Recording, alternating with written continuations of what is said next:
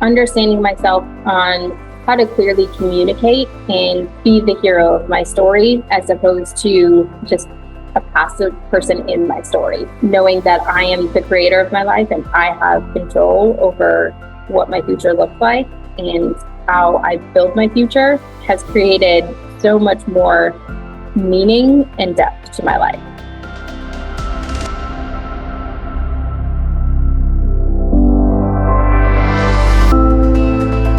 Hi, I'm Blake Schofield, founder and CEO of The Bridge to Fulfillment, mom to 3, USA Today top 10 professional coach, and former corporate executive who got tired of sacrificing my life for a comfortable paycheck. My mission is to expand women's perspectives and empower them to achieve greater impact at home and work without sacrifice. This is The Bridge to Fulfillment. Hello and welcome to another episode of The Bridge to Fulfillment. I'm really excited to have my client Faya on here today to share a little bit about her personal journey and some of the shifts that have really helped her be more present and enjoy her life and her family so much more while she's in her journey to what's next. So with that said, welcome Faya. So excited to have you on the podcast. Thank you for having me. I'm excited to be here. Oh, thank you. I'm excited to have you. So as I was thinking about our time together today, I was thinking about our journey and when we first connected, and I'd love to hear from you so that you can share with our audience a little bit about your background and kind of what was going on when we connected, what was happening in your life. Yeah, so I was part of some of the early pandemic layoffs. I was on furlough from a company that I had been with for 14 years. I went on furlough and then my position was eliminated 2 weeks prior to giving birth to my daughter. So the company was generously paid out my maternity leave and then also a great severance as well. So I kind of took that opportunity and extended my maternity leave. And that extended maternity leave kind of lasted now going on almost 3 years. So a really nice extended maternity leave. And I had another child in that time as well. But I was really looking to get back into full-time work because I was missing the social aspect of collaborating on a team and leading a team. So I really missed that. And I wanted to feel fulfilled outside of just being a mom. So I was looking to jump back into full-time work, but was kind of struggling, I think, with lack of confidence because of my extended leave from working full-time and being able to kind of see what skills I had and what value I brought to companies. So I was really struggling and I had applied to a ton of jobs, we'll say quite a few, probably more than necessary, and jobs that probably I didn't even want. So that's when I knew something needed to change in order to make a difference. Mm-hmm. I know one of the hardest parts about being in a place where you're sort of at that crossroads, you're applying to all of these jobs and then you feel like nothing's progressing. What was the sign or symptom that made you realize this is not working? I need to do something different. I think the biggest thing was just, I knew I couldn't continue down the same path and I wanted help kind of getting some more confidence in myself and in my future and getting a better, more positive outlook or more optimistic outlook on what the future could look like. So as you and I connected, we kind of talked about your journey. What led you to decide that you were ready to invest in yourself and you wanted to take a step forward? What was that like? And what was that decision like for you? I was very hesitant at first, I will be honest, because I was hesitant to spend the money at the time. Both me and my husband were unemployed at the same time. So we not having a steady income coming in, looking at spending that money, I was very reluctant. But when we spoke, I knew that in order to feel more fulfilled and to have a better future and create a better future, I needed some help with my confidence, really. And that's when I kind of made the decision to invest in me and focus on me. I hadn't done that in quite some time. I had been all about raising my kids and kind of being a stay-at-home mom. So kind of my self-care and my progress in my career kind of got put on the back burner. And I was time to really invest in myself again. Awesome. So as you started this journey, Thinking back to the beginning, what was the first big win or big shift that you had that really started to move things in the right direction for you? I think just getting back some of my time, that was pretty huge, and kind of freeing up some of my time to not have to think about, okay, when am I going to do the laundry? When am I going to do the dishes? When are we going to do, like all these different tasks that I had to do? Because I felt like when I was working, I didn't have any time. Then when I was a stay-at-home mom, all of a sudden I thought I would have all this time, but I had no time. So I didn't know where my time was going. So kind of evaluating where my time was, where it was going, and how to block off time for myself to work on myself. And thankfully, I have a very supportive husband. So he was willing to support me in that. And I think he regained from it as well, really blocking off the time that we each could work on searching for jobs or things like that really helped both of us in order to really free up that time and have that time back. Mm-hmm. I remember early on in the journey, as you mentioned, both you and your husband are out of work. You're both looking. Often when you're in circumstances like that, it can be very triggering from a feeling unsafe, a lot of fear, doubt, and anxiety. What did you learn through this process that helped you through that difficult time? I think knowing that the past does not dictate your future was huge. So knowing that, yes, we were in this circumstance, but that doesn't mean that we needed to continue in this circumstance and continue in the path that we were going on, and that the future could look a lot brighter. That's such a powerful lesson. And I think one most people struggle with, because we often believe that whatever happens to us is out of our control. And if we see these same patterns happening in our lives, that they're just going to keep happening. For those of you guys listening, interesting factoid, our brains match patterns. And so if you've had things happen in your past, often in the future, we can get triggered by whatever happened in the past because our brain is going to pattern match, and then it's going to create a view of what it thinks the future will be. Most of us don't know this, but we're constantly sort of going through this cycle of life, believing when things happen, oh my goodness, then this is going to be the outcome. For you, Faya, what helped you have the shift of this has been our past, but it doesn't have to be our future? Reading the book that you shared, that one was a huge help in helping me realize that I could be the creator of my future, and I am the creator of my future. So that was a big one. And then just listening in on some of the calls and listening to some of the other women on the calls and sharing in their wins and sharing in their progress, and kind of seeing, I thought it was very valuable seeing, especially at the start of the program, listening in on the calls and seeing the women who were further along in the program than I was, seeing their progress and seeing how much they had learned or what the steps that they were taking. That was really powerful in showing me what I could create for my future as well. You are so speaking my language right now, because one of the, I think, biggest lessons I learned in my life and career, especially after 18 years of, going through the roller coaster of happy, unhappy, happy, unhappy, happy, unhappy, was a shift from believing that life was happening to me. I was beholden to the circumstances in my life, to then actually being able to understand that I can and do have the power to create my future. If you could go back and talk to yourself, what would you have told yourself? Knowing what I know now, I probably would have started the program a lot sooner. I probably would have invested in myself a lot sooner and not waited 2.5 to 3 years in order to make the transition. The financial piece of it, I wouldn't have waited until it was more of a, dire situation, but kind of where I felt a huge lack of confidence. I would have started it a little bit sooner, almost right away after I was ready to jump back into a career. Definitely would have started it earlier. Why do you think you didn't back then? What's the lesson? I think I felt like I could do it all on my own. I felt like it wouldn't be that hard. I saw other people, jumping into new careers after they were eliminated. And I was like, oh, okay, this is going to be easy. And for me, it just wasn't as easy, especially I feel like after a certain amount of time went on, it continually just got kind of ate away at my confidence. And it kind of just was like a self-fulfilling prophecy. I was thinking I couldn't get a job, so then I couldn't get a job. And it just kind of continued to spiral down. Mm-hmm.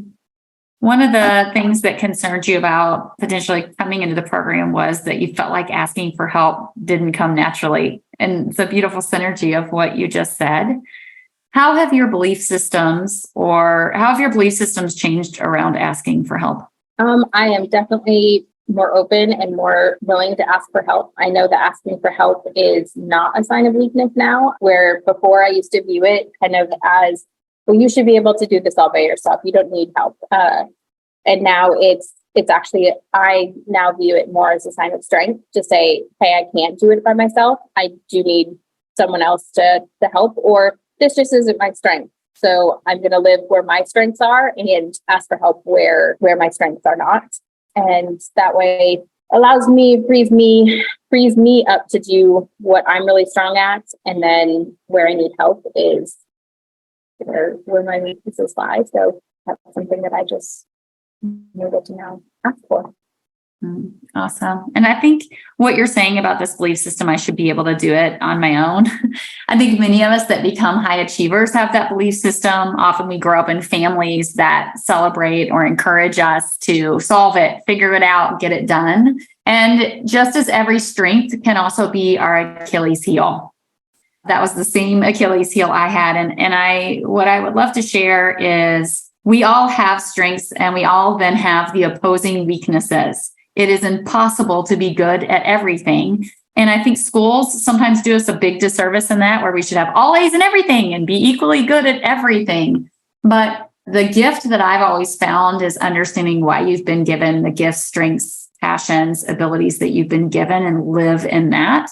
And there's so much data that proves when you focus your energy on getting better at what you're good at, you have like 10 times the positive momentum and impact that you do than focusing on something you're not as good at. And so if there's anybody listening that feels like they should be able to figure it out on their own, or they worry that asking for help is a sign of weakness or a burden to other people, what I hope to be able to expand your mind on today is that you do have strengths, and therefore those strengths have opposing weaknesses. And the people who truly understand and focus their energy on the strengths are the ones that are going to win. There's so much power in asking for help. Truly, it's changed my life. Faya, what are some ways you've seen shifting your perspective and recognizing that asking for help is a sign of strength? How has that changed either your relationships or your life? What's come to fruition as a result of that? I think when I was networking, I was always hesitant to reach out to people because I thought people would say no, or have had the fear of rejection from someone that I didn't even know. And so I think asking for help, and just to say, not so much asking for help from someone in terms of networking, but asking just for a call or a chat. People are very willing to help and they want to help. So that willingness and the want to help, I think just knowing that makes it a little bit easier. And I think back to, if someone had asked me that, would I say yes or would I say no? And most of the time I'm like, yeah, I would definitely say yes. So I know a lot of people would probably feel the same as well. Awesome. Let me ask you, you kind of had some time to take a walk down memory lane, look at your journey so far. How would you say that this journey has changed your life? The biggest thing is my positive outlook and building back my self-confidence. I think those are kind of some of the biggest things that I've taken away. And also, I think a shift in my view on abundance, not kind of viewing it as things or money or stuff coming in. It's having more gratitude and more appreciation for the time spent with my kids and valuing that a little bit differently than I had before. Awesome. One of the other things you mentioned was learning to let go of needing everything to be perfect. Can you share a little bit more about that journey? Yes, I think I put a lot of pressure on myself, especially working through the program, to make sure, and even I found myself doing this in, previous work, making sure everything was perfect before sharing it with others or submitting it for review or whatever, and understanding that there is no perfect and everything is kind of a work in progress. I now feel a lot less pressure than I did before. And because of that lack of pressure, I actually feel more confident. And I think it also, a lot of that has carried over into my personal life. And my patience as a mother. I felt, and I put a lot of pressure on myself to be what you would consider the perfect mom, which there is no perfect mom. I think there's the pressure, you have to fill your child's time with so much stuff and activities and make sure that they're, not having tantrums or not going to bed on time, eating the right foods, all the things that society puts on a mom and puts the pressure on a mom to make sure that they're perfect. And realizing that I don't have to be perfect. I just need to show up and be there for them. I think that relieved a lot of my stress as a mom to know that me just being present is definitely more beneficial to them and more positive to them than any of the other things. Awesome. I love that so much because when we invest in ourselves, we're also investing in our children and their future. One of the things you just talked about was being more present with your kids. I think that was a big driver for me in wanting to leave my retail career and, just not just physically, but mentally be present. But I think that can be hard for a lot of people because your brain can be on overdrive, constantly thinking about all the things you need to do. Was that true of you months ago before you started the program? And how have you been able to learn how to be more present on a day-to-day basis?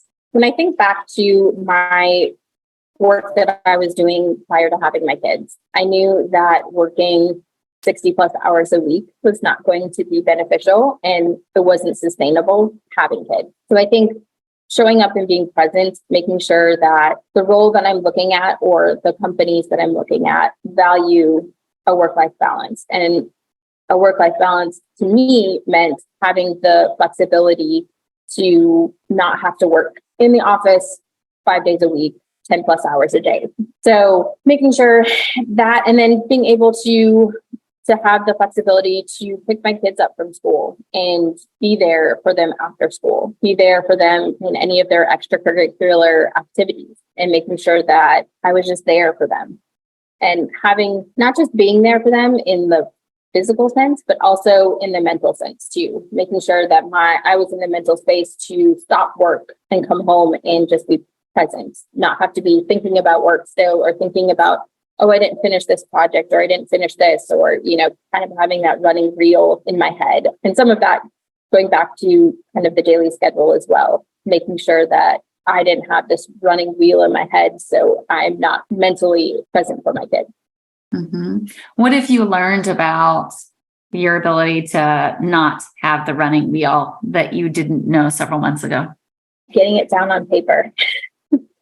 That was the biggest thing. I was never one for lists, and still a work in progress because there's still a little bit of the running wheel in my head, but I'm trying to get more of that out and on paper. And then I feel like now that I'm getting it out and on paper, some of that mental load is I'm able to share that with my husband, and he's able to take on a lot more and help in ways that he didn't before because he just didn't know. I just expected him to know, but he didn't know. So I think that's been really huge. I love that. Right. It was a process change for you, but also the being willing to ask for help and recognizing it's a sign of strength as the secondary piece of that. And both of those came together to create a different outcome. That's awesome. So Faya, one of the things I've been pondering about the last, couple of weeks is what I have seen to be true in my life and what I see sort of consistently, which is that depth in many ways is the key to success in almost every avenue of life. It's how I was so successful in the merchant roles I ran back in retail. It's how I've been successful doing this work with my clients. And it's a big piece of, I think, it's a big differentiator in how we do things here at the Bridge to Fulfillment than I think how so many other people do them. Have you also seen that key in understanding depth in your life? And how do you understand yourself at a deeper level now than you used to?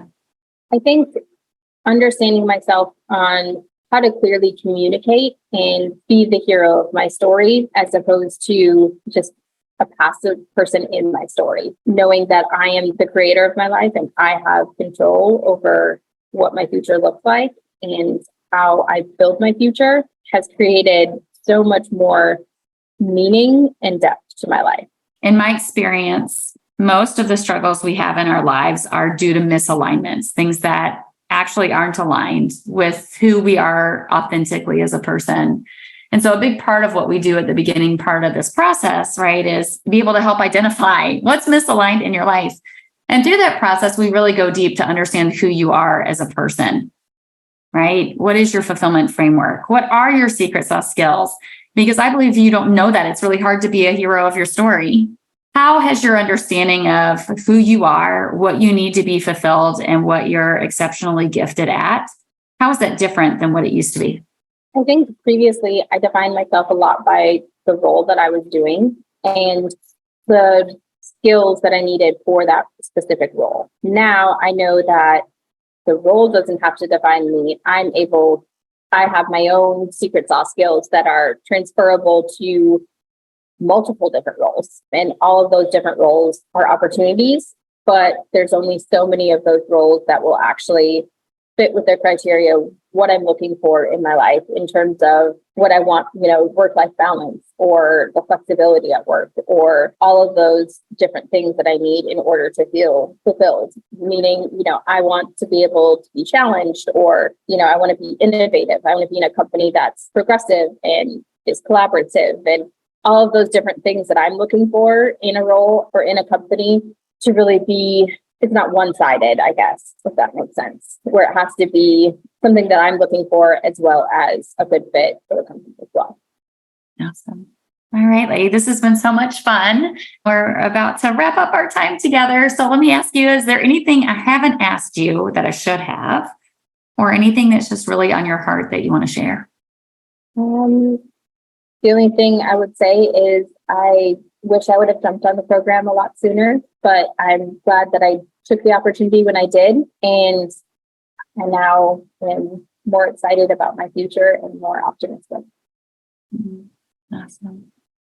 Thank you so much, lady. I really appreciate you sharing your journey, your perspective, because the things that you talk about, the ability to no longer be stuck in the perfectionist loop, the ability to understand and know how to create the future that you want, to be present in your day-to-day life, and to really be able to seek out the right opportunities, the right partnerships for yourself. That's huge. And I think those are skills that so many people in the world can benefit from. And certainly, obviously, things I went through in my own journey to be able to uncover and do this as well. And so I just appreciate you sharing this to help other people know what's possible for them, because that's huge. I appreciate the opportunity to share because, like I said, I really enjoyed hearing from the other women in the program. So I hope that my story can help touch someone else. Thank you. Thank you.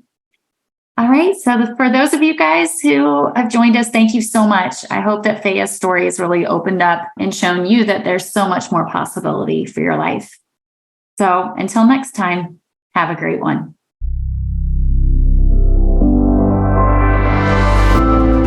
Thanks for joining me today. Rather than hope the grass will be greener, identify what the right next step is.